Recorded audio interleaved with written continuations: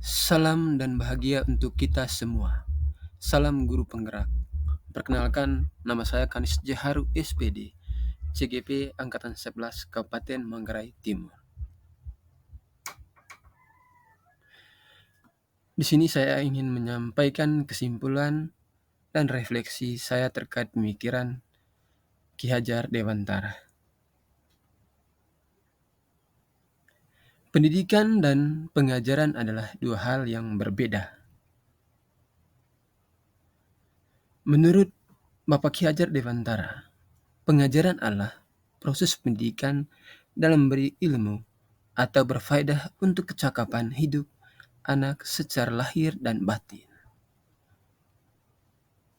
Sedangkan pendidikan adalah memberikan tuntunan terhadap segala kekuatan kodrat yang dimiliki anak agar ia mampu mencapai keselamatan dan kebahagiaan yang setinggi-tingginya, baik sebagai seorang manusia maupun sebagai anggota masyarakat. Apa yang saya percaya tentang murid dan pembelajaran di kelas sebelum saya mempelajari modul 1.1. Sebelum pembelajaran modul 1.1, saya beranggapan bahwa murid adalah objek dalam pembelajaran. Dan yang kedua, pembelajaran itu bersifat teacher center.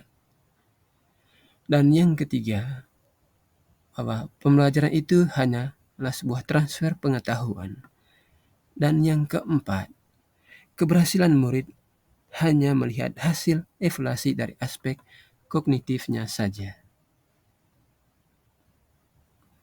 Lalu apa yang berubah dari pemikiran atau perilaku saya setelah mempelajari modul 1.1? Setelah mempelajari modul 1.1 tentang pemikiran filosofi Bapak Ki Hajar Dewantara, yang pertama, saya akan menerapkan pembelajaran yang berpusat pada murid. Yang kedua, menghargai setiap perbedaan karakteristik setiap peserta didik. Yang ketiga, menciptakan pembelajaran yang menarik dan menyenangkan. Yang keempat, pembelajaran harus sesuai dengan kemampuan, bakat, dan minat anak. Yang kelima, memberikan penilaian yang menyeluruh terkait keberhasilan murid. Bukan hanya aspek kognitifnya saja, tetapi aspek spiritual, afektif, sosial, dan keterampilannya juga dinilai. Apa yang segera dan akan saya terapkan lebih baik agar kelas saya mencerminkan pemikiran Ki Hajar Dewantara?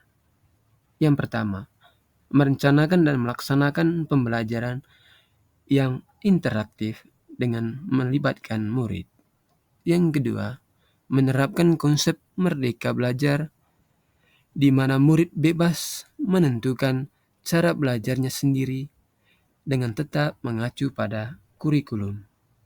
Yang ketiga, menerapkan sistem AMO atau pendidikan yang menuntun, bukan menuntut. Yang keempat, pembelajaran sesuai dengan kodrat alam dan kodrat zamannya. Adapun kesimpulan yang saya ambil, yang pertama, pendidikan adalah menuntun anak sesuai dengan minat dan bakatnya.